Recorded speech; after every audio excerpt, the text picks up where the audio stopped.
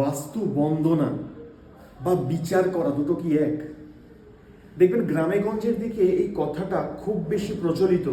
এই বাস্তু বন্দনা দিতে এসেছে, এই বাস্তুটাকে বোধহয় আমার প্রোটেক্ট করে গেল, আমার বাস্তুটা সুতো দিয়ে ঘিরে দিয়ে গেল, কি চারিদিকে চারটে ত্রিশূল পুঁতে দিয়ে গেল, কি পেরেক পুঁতে দিয়ে গেল।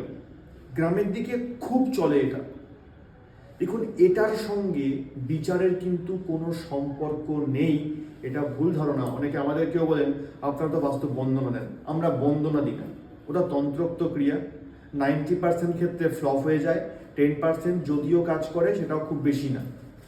আর বিচারটা পুরোপুরি আলাদা, একটা সায়েন্টিফিক ওয়েতে করা হয়।